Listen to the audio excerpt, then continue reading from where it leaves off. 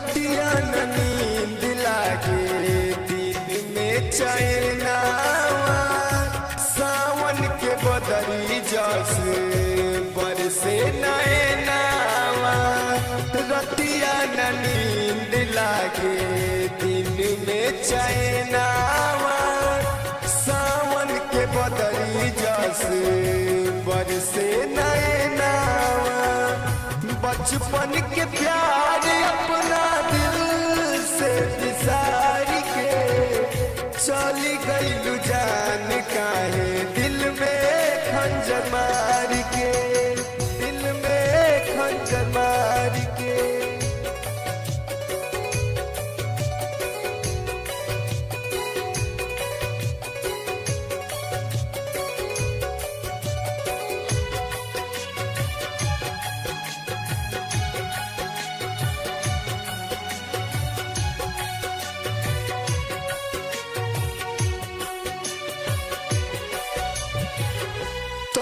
नहीं आइल जान हम फिर हम कसहु जियत बानी लेके तोहर गम हो।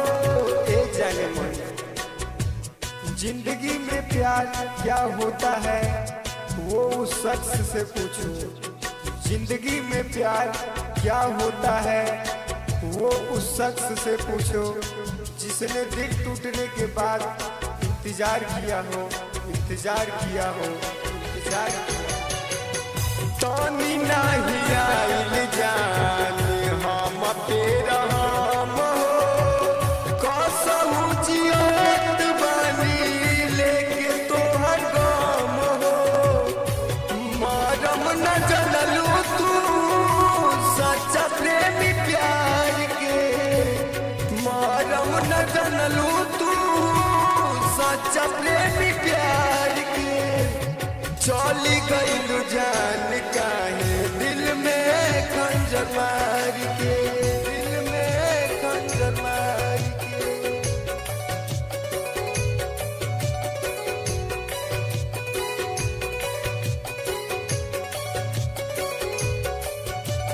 दिल में खंजर मार के।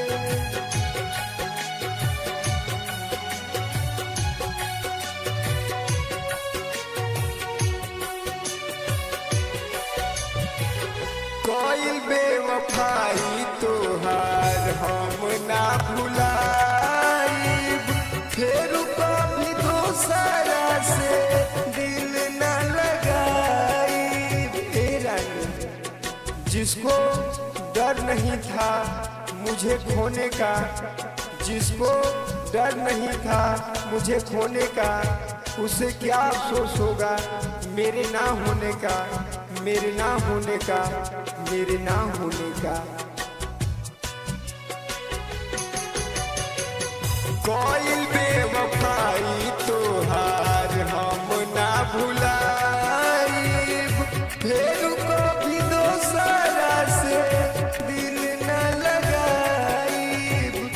कोइलू वीरान मोरे दुनिया संसार के कोइलू वीरान मोरे दुनिया संसार के चली गई जान काहे दिल में खंजर मार के दिल में खंजर मार के।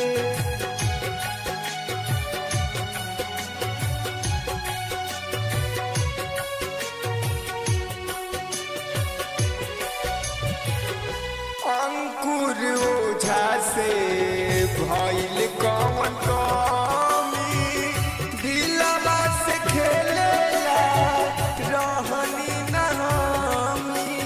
ए गोरी मेरे आँखों का हर आंसू तेरे प्यार की निशानी है। मेरे आँखों का हर आंसू तेरे प्यार की निशानी है। जो तुम समझो तो मोती है ना समझो तो पानी है पानी है। रोहित ओझा से भइल कौन कमी दिलवा से खेलेला रहनी नहामी रहनी